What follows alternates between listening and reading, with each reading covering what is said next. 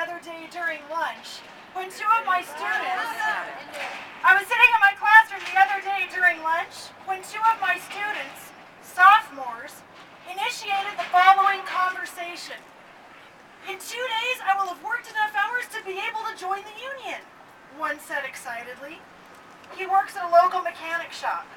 His friend turned to him and said, "That's so cool. I still have to work another week before I can join the union where I am." This other student works in a PC repair shop. I asked these two students of mine what made them decide to join the union in the first place.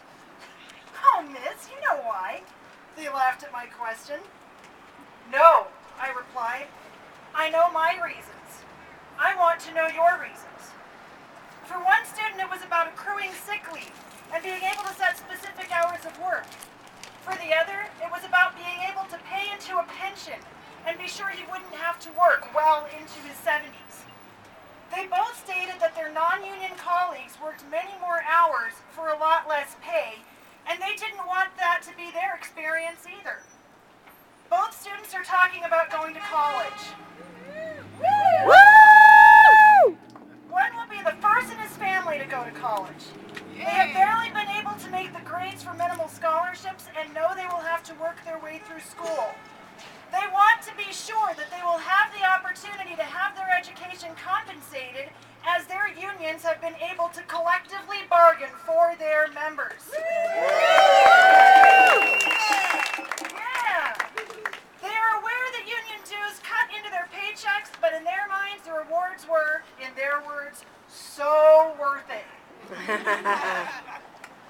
My teaching career spans pre-K through 12, public and private education, and into higher education. Although I am not a special education teacher, I have taught in classrooms comprised of students who are gifted, who are autistic, who have severe behavioral disorders, various spectra of learning disabilities, and run-of-the-mill regular ed students. Some of my teaching jobs have been with union protections, and some have not. If collective bargaining does not do a whole heck of a lot for wages, particularly for teachers, then what on earth is it good for? Why are working people fighting so hard to maintain their collective bargaining within union entities? Collective bargaining does allow teachers not only to scrape by a menial living, but also provides the opportunity to prepare for their classes and have non-instructional opportunities, like our summers, available for continuing professional development. Professional development is required by teachers in order to maintain licensure within the state. No, these professional development plans are not compensated. Rather, teachers are required to pay whatever the costs are of various certification and professional responsibilities out of their own pockets. These can be up to $200 in some instances and as much as $400 in others. And when we take home $750 a paycheck, you know it hurts. What collective bargaining has been able to do is ensure that teachers have sick leave so that they may be able to stay home when they have the flu or strep throat and not infect the students in their classrooms. Sick leave also makes it possible for teachers to take care of their sick children and not leave them by themselves or send them to school sick.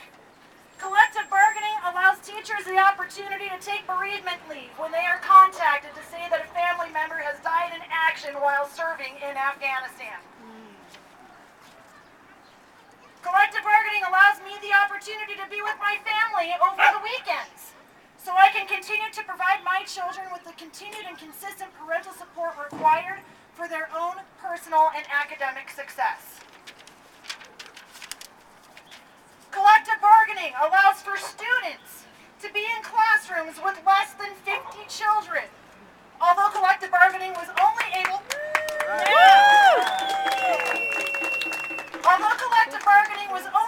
to negotiate class sizes of no more than 35 students in a regular high school classroom, of course, due to budget challenges, this particular negotiation may also be altered, allowing for even larger class sizes. The union is fighting such measures on behalf of the teachers and